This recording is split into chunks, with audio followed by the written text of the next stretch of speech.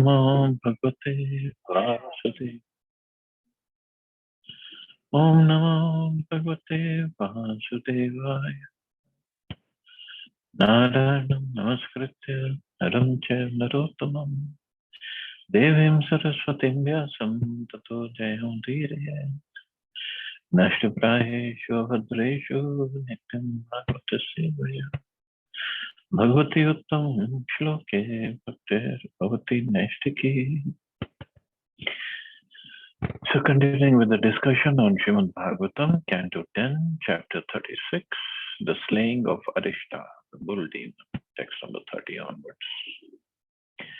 So Kansa is telling Akruraji what to do. Kansa got the message from Narad Muni that Krishna is the eighth son of Devaki. So now Kansa is, besides sending the demons, now he's going to send Akruraji to bring Krishna and Balram to Mathura.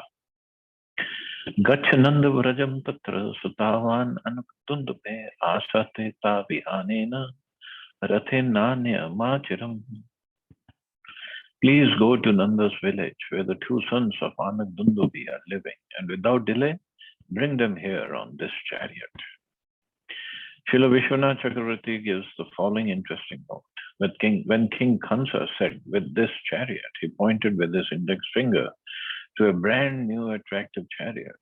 Kansa thought that since Akrura was innocent by nature, when he saw this fine new vehicle, he would naturally want to drive it and quickly bring the two boys back. But the actual reason Akrura went on a new chariot was that it would have been clearly inappropriate for the Supreme Personality of Godhead to mount a chariot that had already been enjoyed by the wicked Kansa.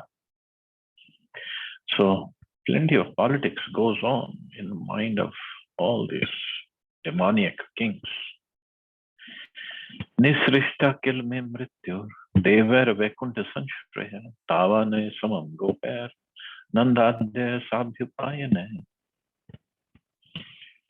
The demigods who are under the protection of Vishnu have sent these two boys as my death. Bring them here and also have Nanda and the other cowherd men come with gifts of tribute. Ghatishya ihanito kalakalpena hastina yadi mukto tato mallah ghate vadyuto pamah.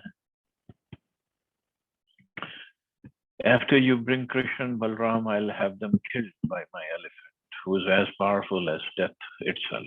And if by chance they escape from him, I'll have them killed by my wrestlers, who are as strong as lightning. Tayor nihat yostapta vasudeva purokaman tadbandhan bandhun hanishyami vrishni bhoj dasharka kan. When these two have been killed, I'll kill Vasudeva and all other lamenting relatives, the Vrishnis, Bhojas, and Dasharas. Even today, there are wicked political leaders throughout the world who make such plans and even carry them out. And basically, what's the idea behind it?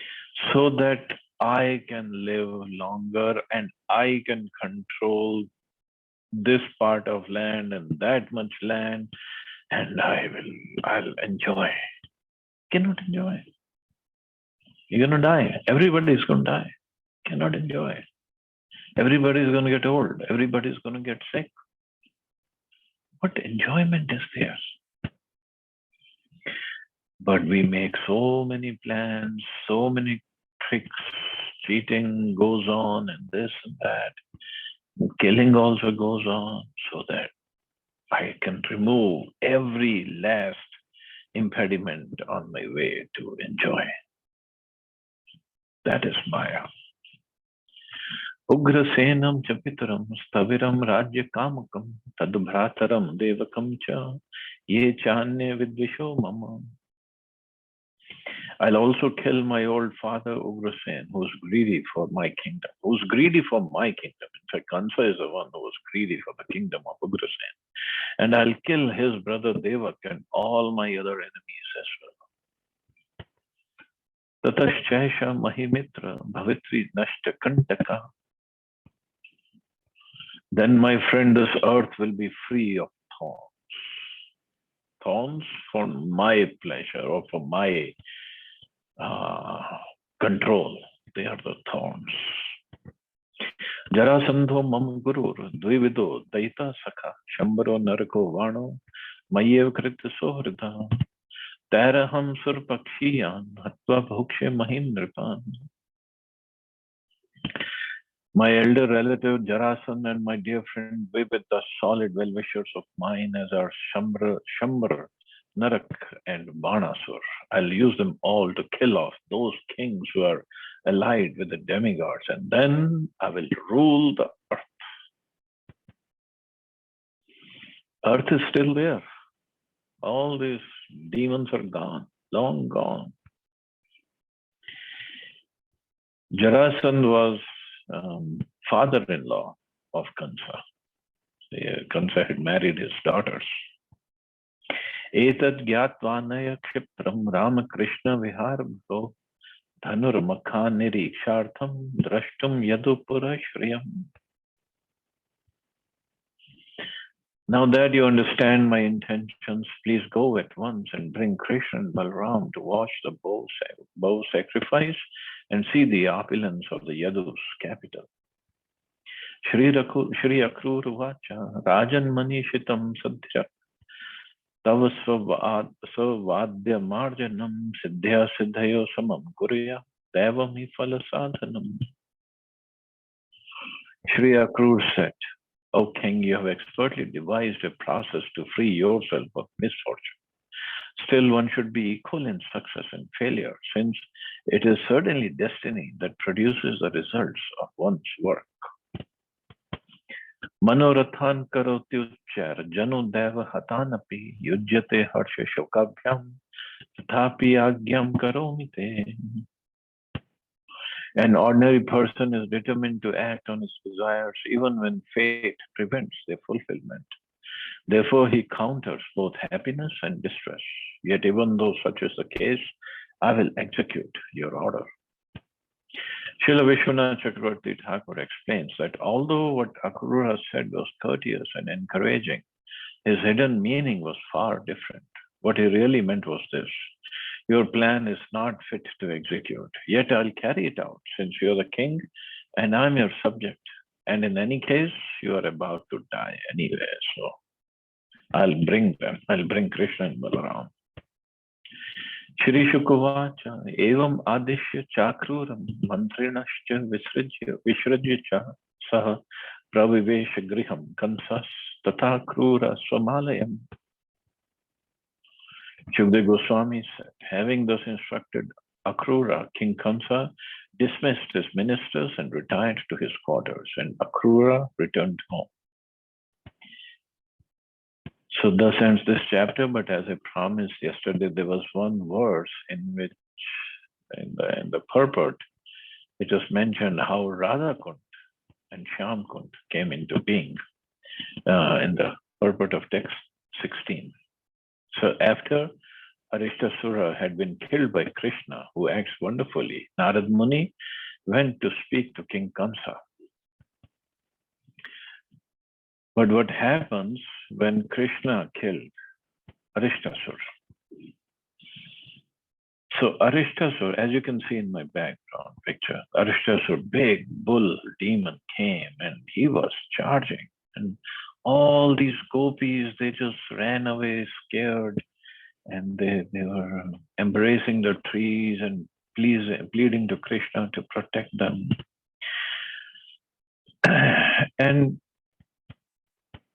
And this happened.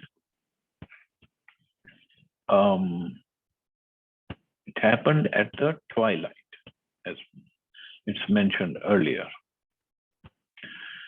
So, at night, when Krishna went there, and to enjoy with the gopis, and it was the night of Chaitra Purnima, so he wanted to have rasa dance.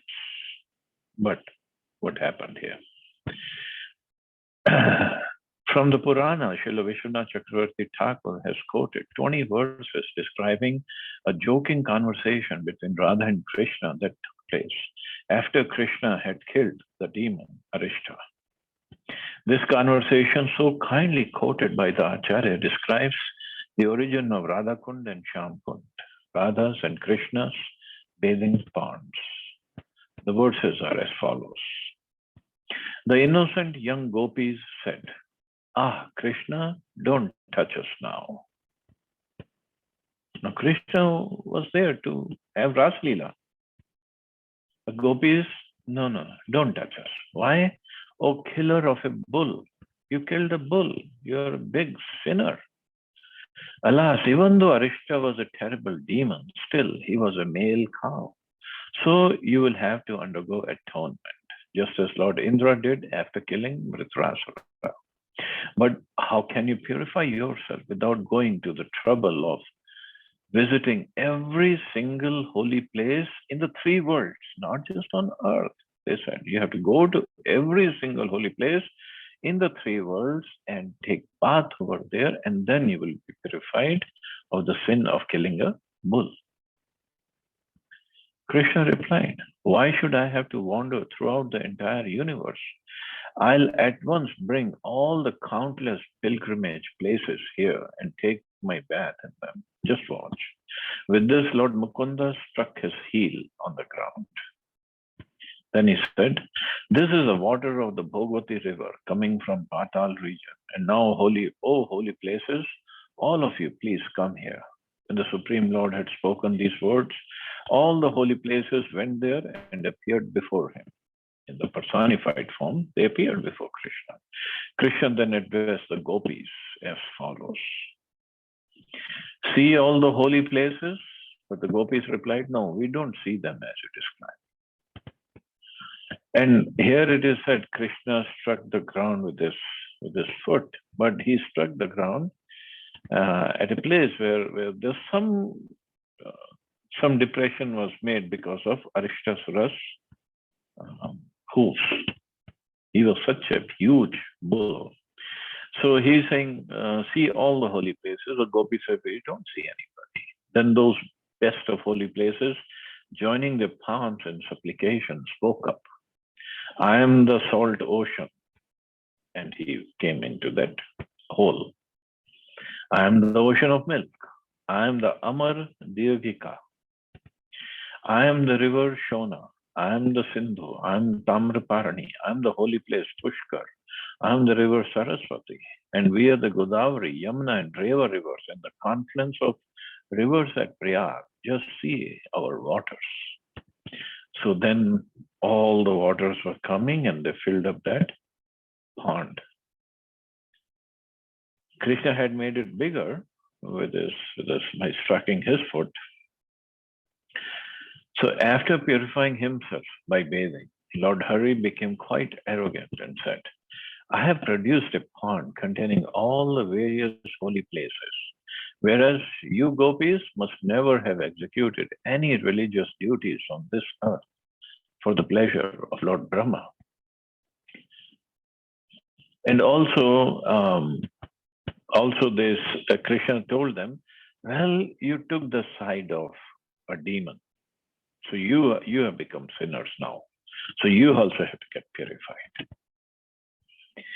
But then Srimati Radharani said, so basically Krishna asked them, "Okay, so you want to get purified, so why don't you take water from my pond and take bath over there?" But Gopi said, no.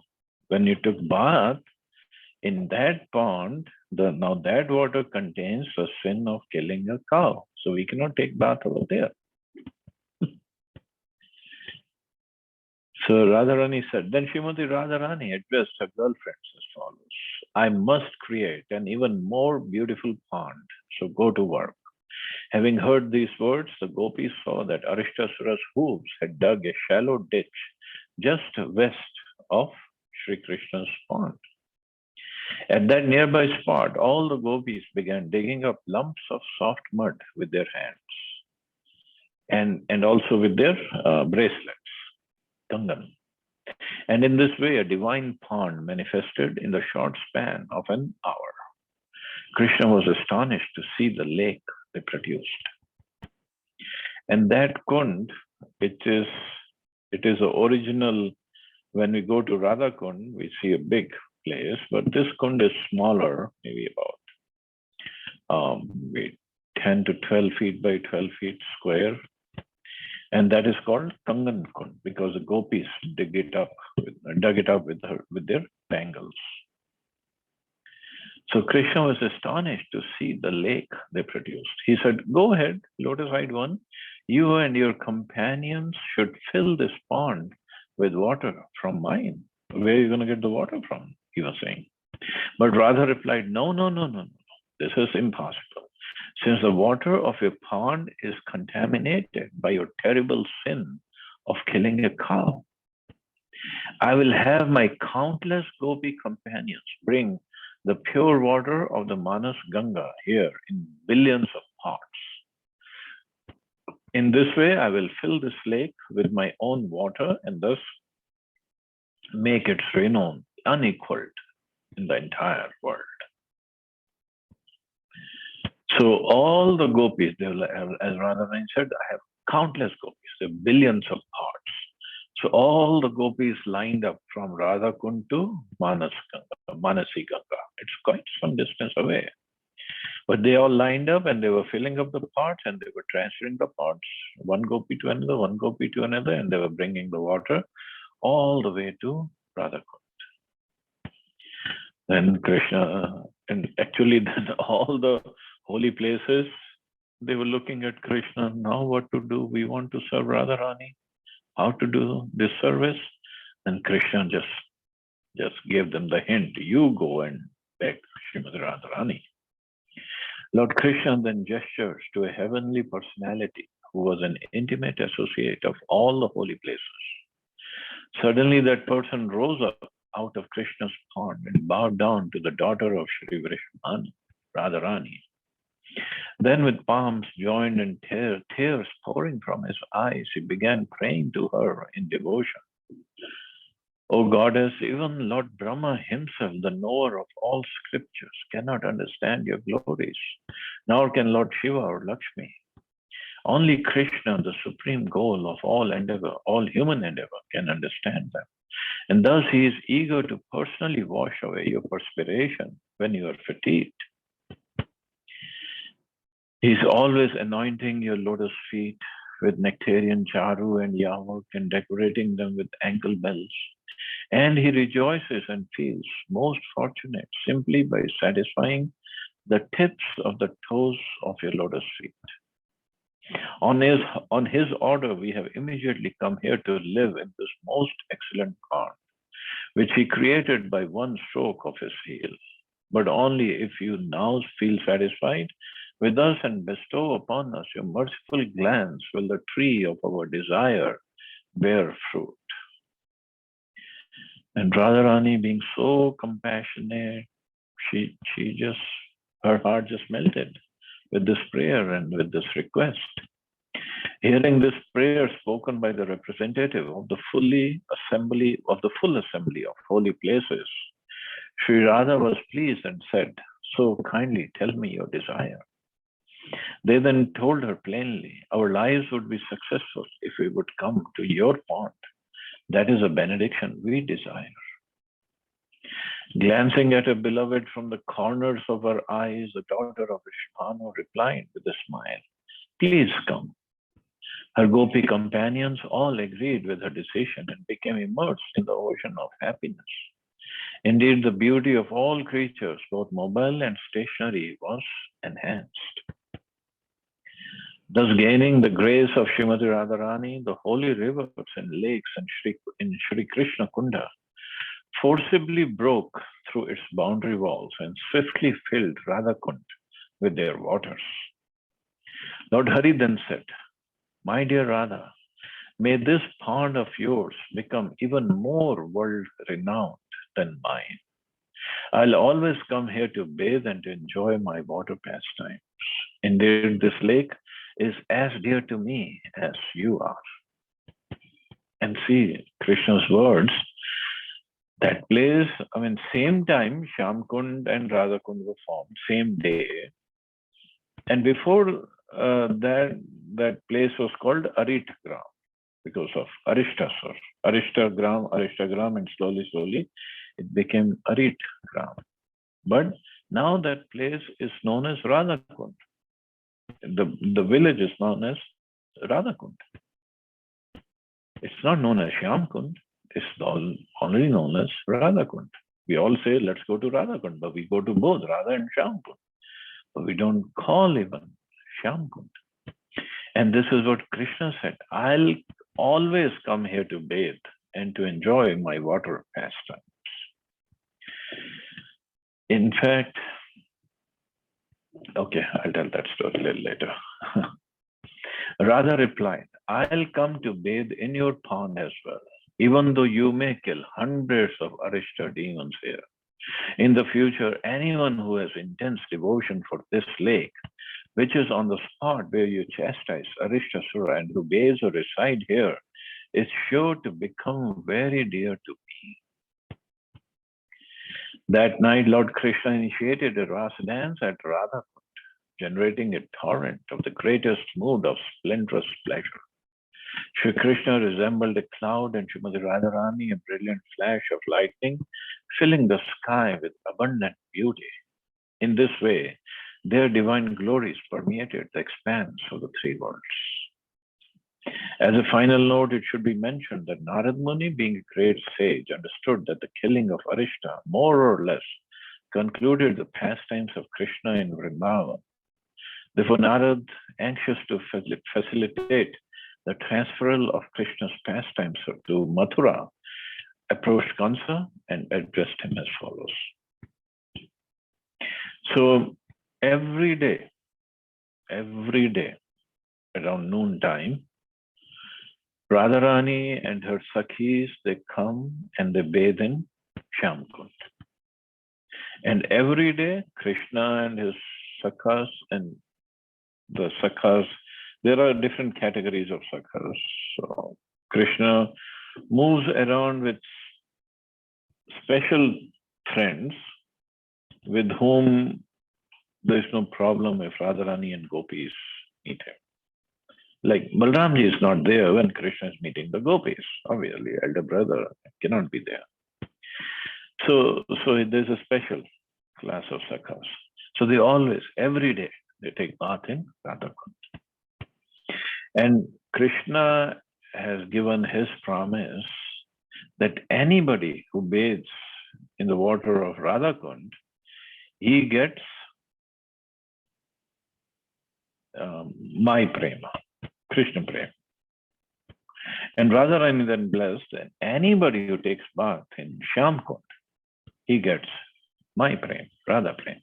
Because Shyamkund water is full of Radharani's prema because she bathes every day over there with the gopis. And similarly, Radhakund's water. Although Radhakund's water is not different from Radharani. That's what in other nectar of instruction it is mentioned. It's non-different. It's very dear to Krishna, as dear to him as Srimati Radharani is. And that is why Prabhupada warned us not to put your foot in the Radhakund waters. Not over there. There he says one should bathe in Radhakund, but later devotees, they started abusing this instruction of Prabhupada, and they were having swimming competitions in Radhakund. They were jumping in Radhakund and swimming across. Prabhupada, when he got this news, he was very upset. He said, do not put your foot in the waters of Radhakund because it's non-different than Radharani.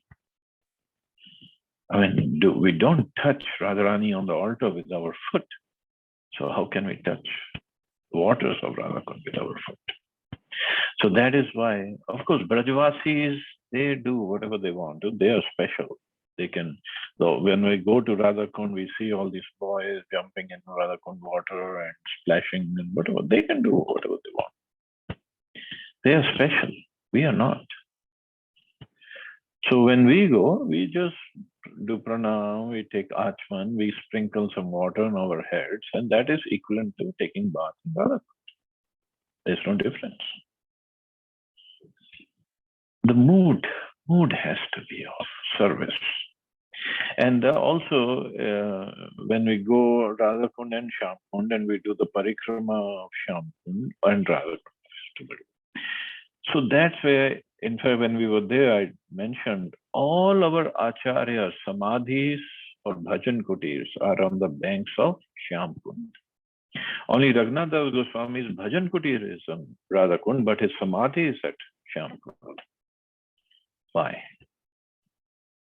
Because they all want service of Srimati Radharani.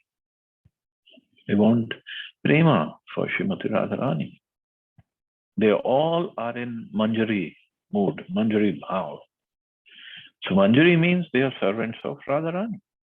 They're serving both, but their prime service is towards Radharani.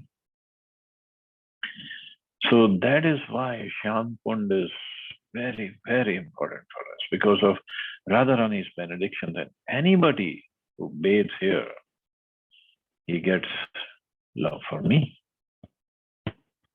And of course, Radhakund is also very, very important and not different from Radharani. So we serve both.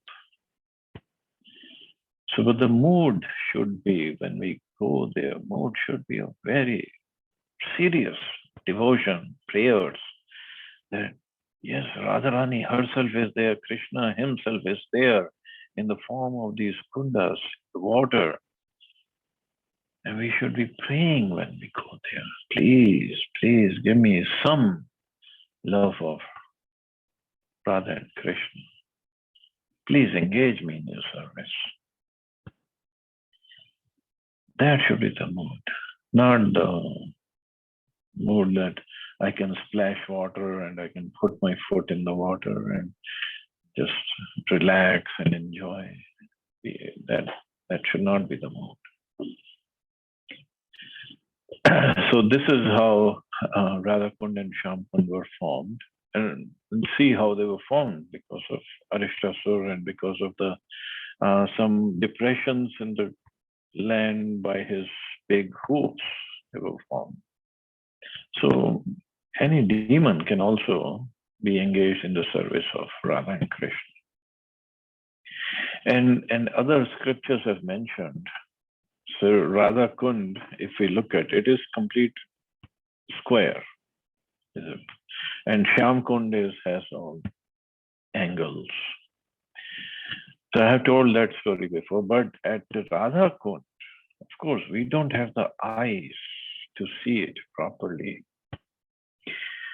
So if we look at the square, there would be 4 corners and the 4 center of the sides. So 8. So the Radha Kund has 8 kunjas or gardens or upvan that belong to different 8 sakhis. And in the center, where the original Kangan Kund is, that is the kunja or garden of Ananga Manjari, who is actually Radharani's little sister, but has a very, very special position in the service of Radha and Krishna. And actually that Ananga Manjari is expansion of Balramji. Balramji could not be in the service of Radha and Krishna in his form as Balramji. So he expands himself as Ananga Manjari, as little sister of Radharani. So he could be with Radha and Krishna serving them. And then the 8 upvans, kunjas, are there. And every kunja, every upvan, every garden has a different season, different flower colors, different combination of, I mean, every kunja is different. All the 8 are different. Belongs to one Lalita and then Vishakha and all these 8 sakhis. So where Radha and Krishna can come, whichever kunja they want to come on a day, and they come and the Sakhis serve them. And similarly on Shyamkund, his special Sakhas have 8 kunjas, and where Radha and Krishna can come. All these beautiful descriptions are given in different scriptures. We don't have those eyes. It's there, they're eternally there. We just don't have those eyes to see them. So we should pray to Radharani, Krishna, please, please, give me those eyes. Please purify me so much, so I can see and I can serve you. That's all. We should only be asking for service, so we want service. That's all we want. So anyway, the glories of Radha and Shyamkund are unlimited, unlimited. So we should, whenever we go there, we just go with that mood of service. So I guess we can stop here. See anybody has any questions or comments?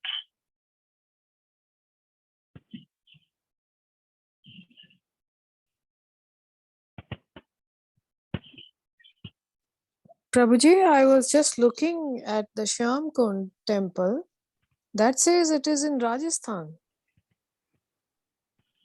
I don't know which Shyamkund. You look for Radhakund.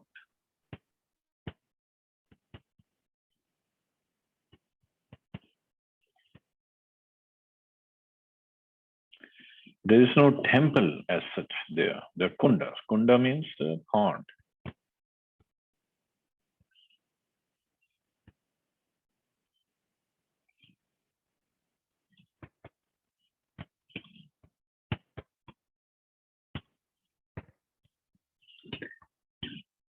Okay, so we'll stop here. You all have a safe and wonderful day. Hare Krishna. Jai Srila Prabhupada. Hare Krishna.